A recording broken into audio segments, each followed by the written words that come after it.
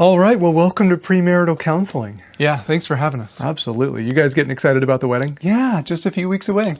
Yeah, it's meaningless. Yeah. I'm sorry, what? Your wedding, it has nothing to do with the success of your relationship. We should uninvite him. I'm not going to say it's a waste of $20,000, unless of course you get divorced a few years later, which 50% of people do, so your marriage is practically a coin flip. Look, I've got one right here. What do you think it's going to be? I hope it's not tails, because we already put that deposit down. Here's the point in all this. People love spending countless hours thinking about and planning their wedding. They spend almost no time actually figuring out what it takes to stay married after they have one. Boy, I bet you're really fun at parties. The sad truth is, you most likely had terrible models of what love and selflessness actually look like growing up.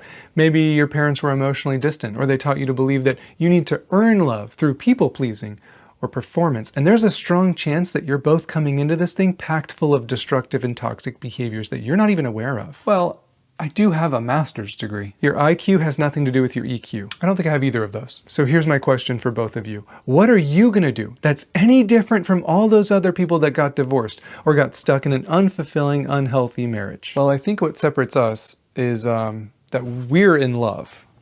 Wrong. Everyone's in love on their wedding day. Do you know why 50% of those marriages fail? Because they didn't know what love required of them. Service, selflessness, sacrifice, not one-sided, mutual. They didn't have a plan for how to get things right, and they didn't have a plan for what to do when things got hard and stressful, which they always do eventually. Do you have a plan? I think our plan is to just not have conflict. Good one, babe. Right. See, on the surface, that sounds like a good idea, except that's usually a sign of past trauma manifesting itself as a subconscious avoidance of vulnerability because it triggers our fear of abandonment or rejection. Huh. Honey, did you say something? No, I did not. From what I've seen, relationships with absolutely no conflict are superficial and shallow and have no depth to them. And at least one partner is terrified to actually be honest about how they are feeling. So because of their fear of abandonment, they end up abandoning themselves, which only leads to resentment and bitterness. That doesn't sound like the best option. It's not. So let's make this simple. Relationships only work when both people are putting in the work. Get emotionally lazy, this thing falls apart. Put work or hobbies ahead of your partner, this thing falls apart. Refuse to intentionally prioritize what any relationship needs to survive: intimacy, trust, affection, communication, vulnerability, emotional connection.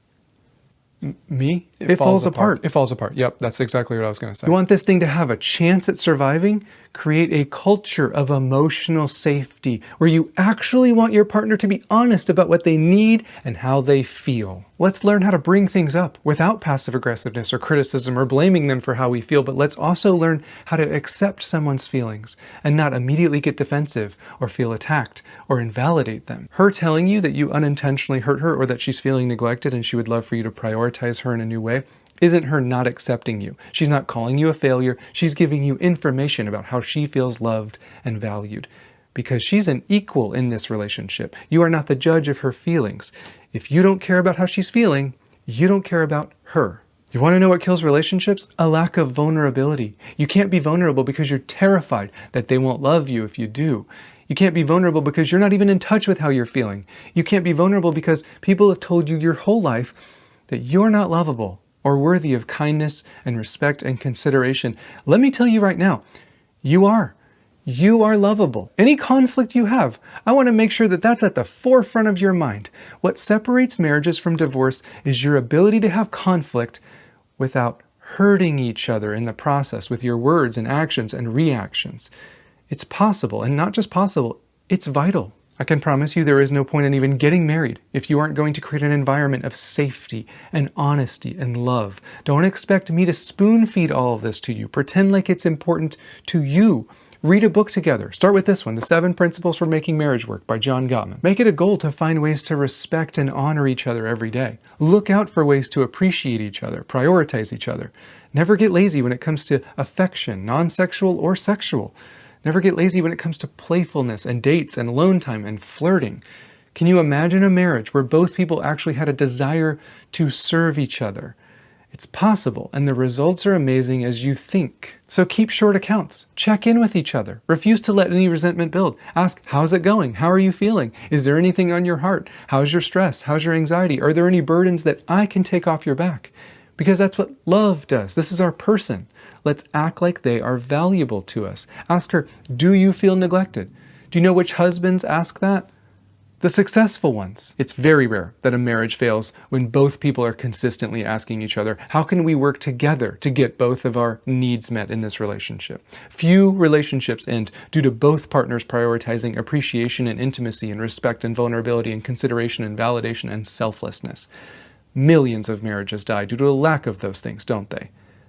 Don't let that be you. Because I can tell you from personal experience, there is literally no point in getting married if you or your partner isn't committed and devoted to all of this stuff. Not perfectly, just intentionally and purposefully. Treat this thing as important as your job or your hobbies, because faithfulness is not simply not cheating on your partner. It's protecting and valuing your partner and this relationship enough to practice humility and empathy and selflessness and listening. You find me two people who want to learn about that stuff, and I'll find you a couple who's still thriving years after everyone else is on their second divorce. Now let's go out there and get married.